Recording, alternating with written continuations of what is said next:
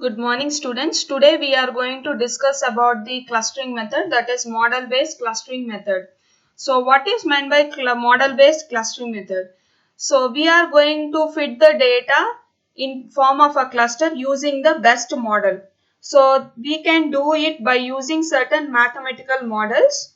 So generally we use the probability distribution. So we have the techniques like expectation maximization, conceptual clustering and neural network approach. So coming to the first method, that is expectation maximization, in which each cluster is represented mathematically by a parametric probability distribution. In this you can see that there is a component distribution,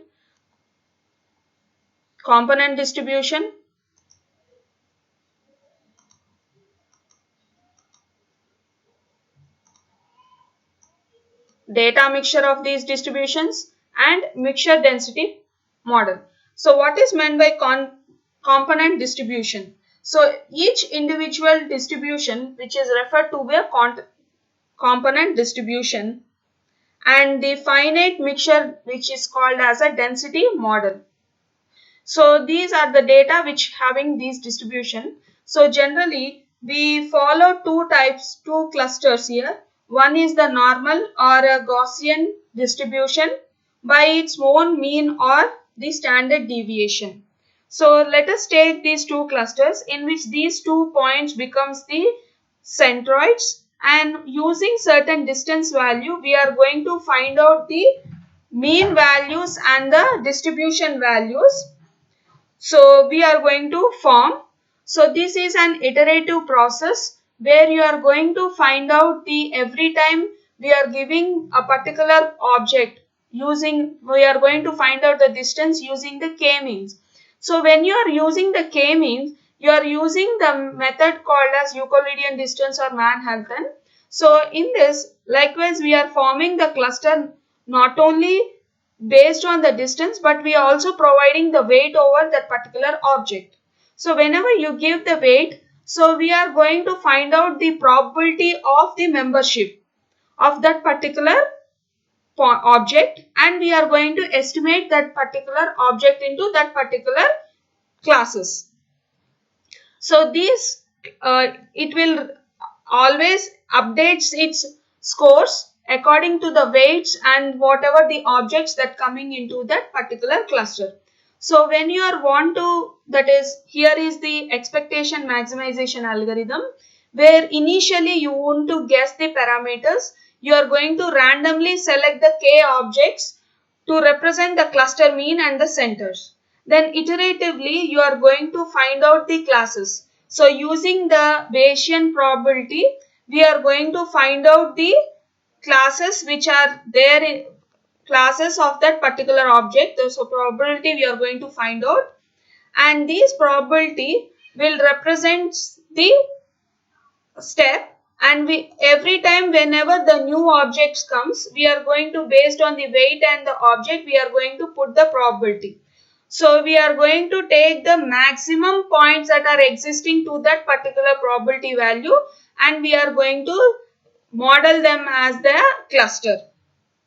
So this is a very simple manner we are going to do, and we have the next concept called as conceptual clustering.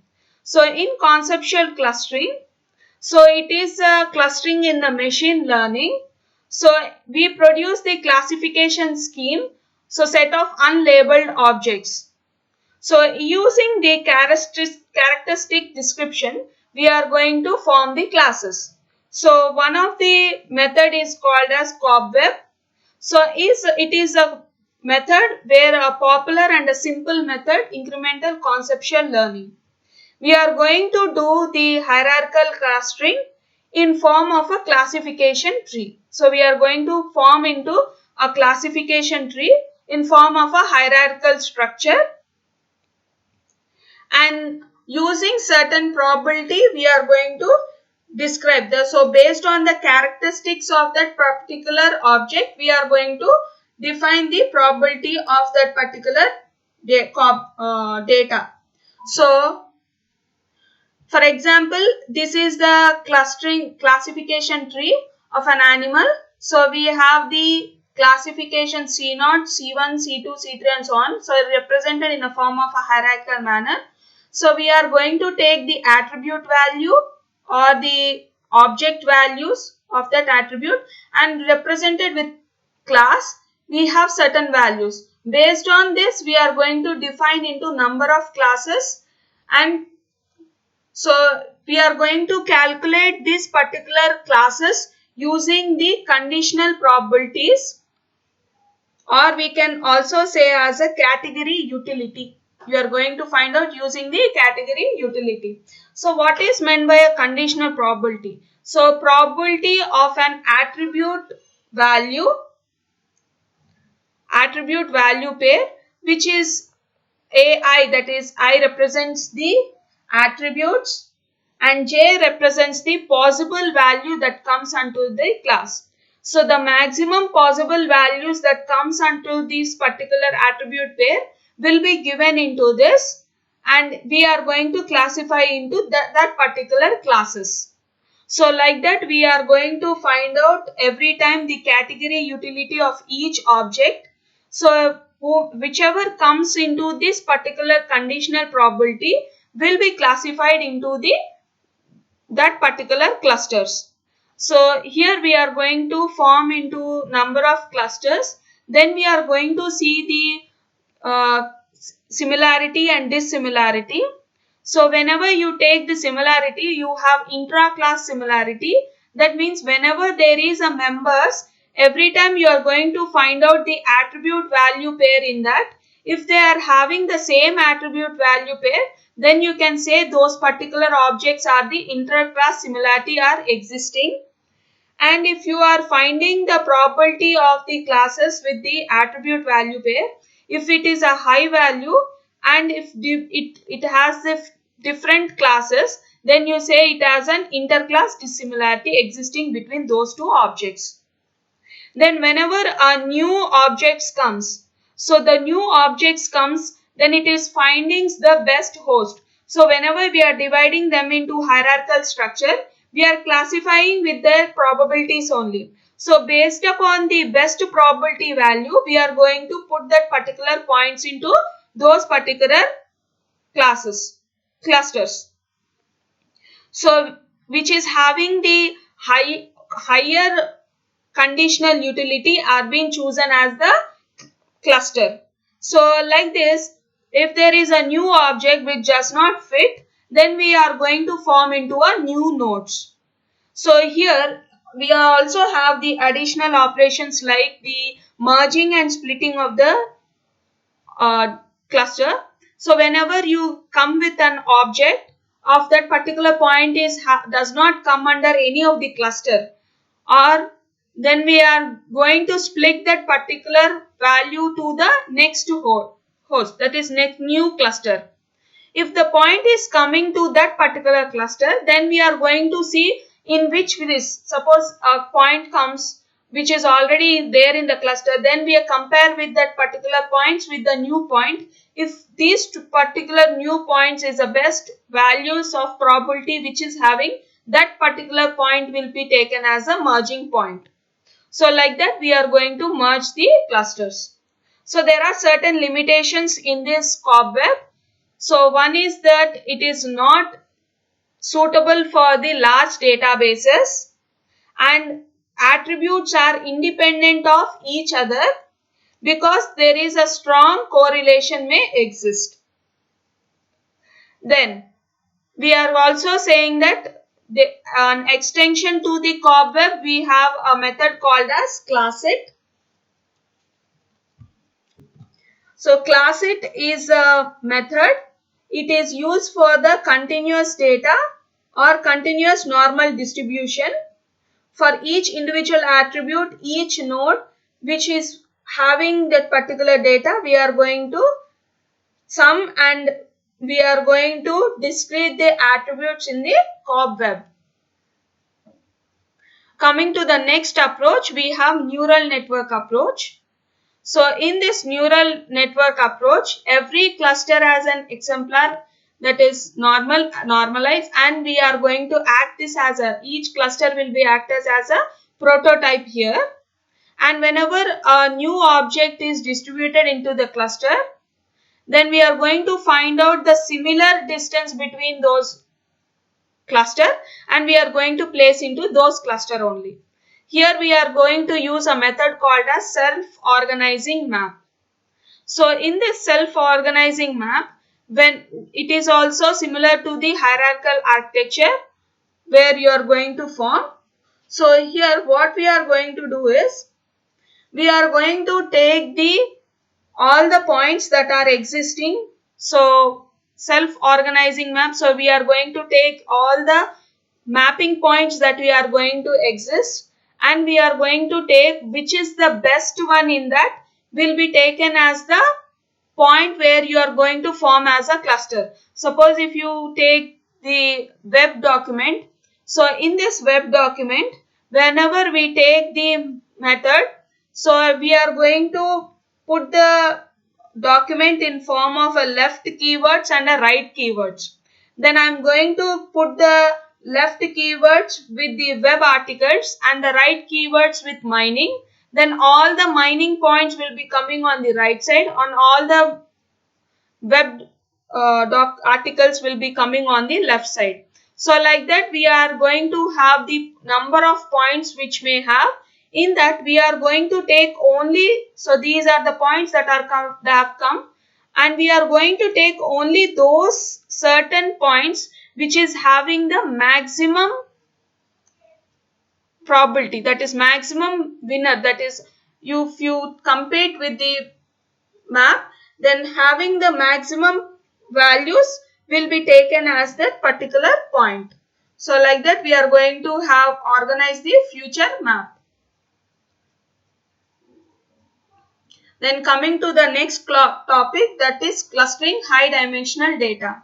So whenever we take clustering high dimensional data, so the dimensionality increases, the number of irrelevant dimensions may produce, that is maybe the whenever we increase the high dimensionality, that is the irrelevant dimensions like noise and the many things will be removed, and you are going to see that wherever the dense regions are there, when you are taking the high dimensional, it becomes the sparse data and the distance between each point will also become more. So it becomes the distance measures cannot be also used. So which becomes the meaningless over the increasing of the dimensionality. So we have seen the features of the transformation methods. So here we have the principal component analysis and support vector machines. So in principal component analysis, we are going to take the linear combination of attributes. So which are going to take the best points. So which are coming under the linear regression. So we have the components and we take the line points for which is coming under the best points. We are going to draw the line as a that particular point, or support vector machines where we are going to remove the attributes and transform the attributes and we are going to represent them into the simpler manner. Then we have the future selection methods. So we also take the most relevant set of attributes which represents to a class label, or we may also go for entropy analysis. So in this we have the first method, that is CLIQUE, that is clustering in Quest. So here we are going to take the dimensionality growth in the subspace clustering. So we are going to take one dimensional, we are going to take very small dimension and we are growing up to a higher dimensional. So we are going to partition each dimension into number of grids. So when you take the form of rectangle, so in the grid based method you have seen, we are going to put the data in form of a square rectangular manner where all the data is being put, data sets are put into this particular rectangle.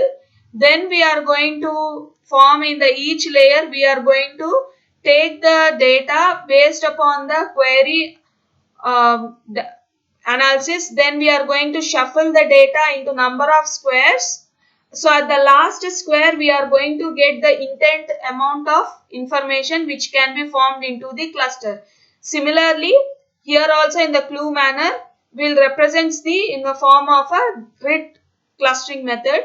So it determines the sparse and crowded units. So if the fraction of data points is greater than the threshold, then we say it as a dense unit, and the cluster is nothing but maximum set of the connected dense units. So if you have the maximum sets in that particular value, then we can say it as a cluster. So here we can take in the clue method, we are going to form the number of partitions and non-overlapping points we are going to take. We are going to take one dimensional data by using the a priori property. So in the a priori property, the most frequently item sets that are coming, that we are going to take.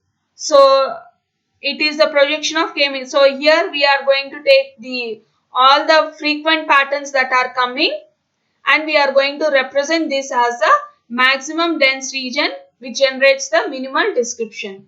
Like that we are going to form. Then we are going to perform the grid size and density threshold value we are going to see, and form into the subspaces, that is at the each level you are going to do, and finally you are going to get the cluster points. Then coming to the proclus, that is projected clustering. So in this method, we are initially approximate the number of clusters into high dimensional. Then we see that there is a large number of overlapped clusters in the low dimensionality. So using the Clara or Clarence, we are going to take the medioids. That is, we are going to take the sample of it. Then we are going to find out the mostly represented objects, that is nearest objects in that. Then if we are going to swap, we are going to take the set of clusters, all possible objects, and we are going to analyze them. So based on the Clarence, we are going to draw the clusters.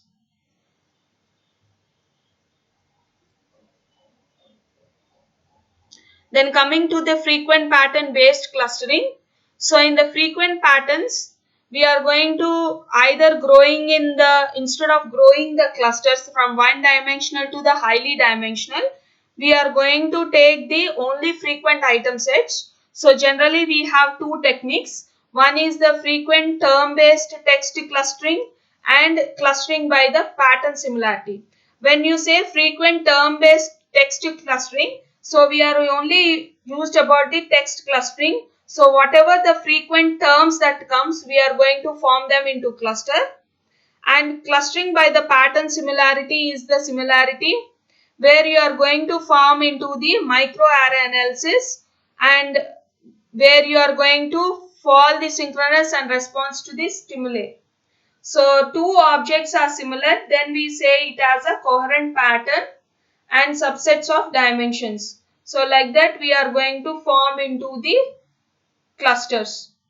So coming to the last topic, that is outlier analysis. So outlier analysis is what is meant by an outlier point. The object point does not belong to any of the clusters which remains in the data point, we can say as the outlier point. So what are the causes is nothing but execution error or inherit data invariability that may exist. So outlier may be used for the fraud detection. It may be used for the customized marketing or medical analysis. So when we are giving the outlier point, that is given an n data points, the k expected number of may be the outlier. Then we need to find out the top k dissimilar objects. So to find out the k dissimilar objects, so we need to find out the whether to mine how to mine that particular things. So we are going for an approaches called as statistical approach, distance approach, density based approach and deviation based approach. So before going to these methods, we can see that it may contain the residual of regression. It may be difficult like multidimensional data or non-numeric data may exist. Maybe visualization based method like cyclic plots or some high dimensional data may also exist. So coming to the first one, that is statistical approach. So in this we are going to use the test called as discordance test. So when you are testing the discordant test, we are going to assume or hypothesize certain value and we verify that particular test using the probability. If the probability is small, then we say it is a discordant and the working hypothesis is rejected.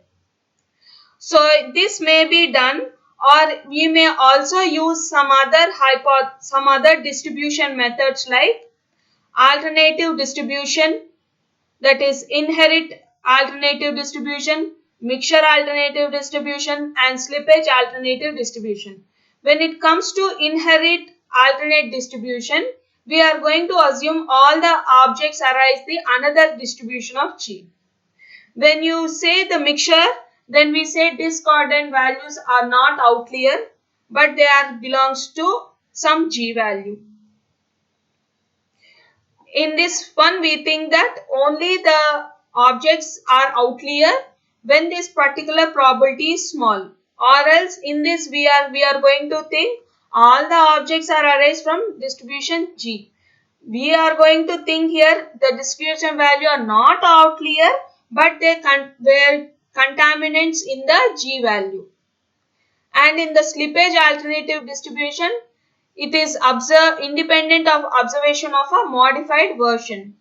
So like that we are going to put them into the number of distribution, and we are going to detect the outliers by two methods. One is the block procedure and another is the consecutive procedure. Coming to the block procedures, we are assuming that all outliers are consistent. When comes to the consecutive procedure, we will say that least likely objects are tested first. If it is an outlier, more extreme values are considered as outliers in the consecutive procedure. So what are the disadvantages in the statistical approaches? So the disadvantage is we are testing the single attributes and data distribution may not be known. Coming to the distance based outlier detection, in the distance based outlier, we are going to find out the distance between the objects. So the greater the distance, then we say that point is an outlier. So we are going to say that object does not have enough number of neighbors when it comes to the distance based outlier objects. Then we are going to avoid the excessive computation of statistical models. So according to the discordance test, here we are going to take the distance between the point P and the data points. And here we have a method called as index based algorithm, where you are going to take the neighborhood. If the distance between that particular minimum neighborhood, then that belongs to that particular point. If the neighbors are not found, then it is said to be an outlier point. Then coming to the nested loop algorithm, so this particular neighborhood will be counted to the each particular point. So we are going to apply this particular continuously to the all the data points that are there in the outliers. So this avoids the index construction and it minimizes the input output and several things. And coming to the cell based algorithm, we are going to partition them into number of cells, and we are going to assume the first cell will be having the more number of thick number of points, and the second layer will be having the two root of k minus 1 cell thick. That means number of points may reduce. Like this, we are going to maintain the 3 count manner. One is the cell count, cell plus first layer count, cell plus second layer count. So if the cell plus 1 count is less than the objects that are existing, there is no objects in the cell, then we say those points are outliers. Then again we are going to check the second layer.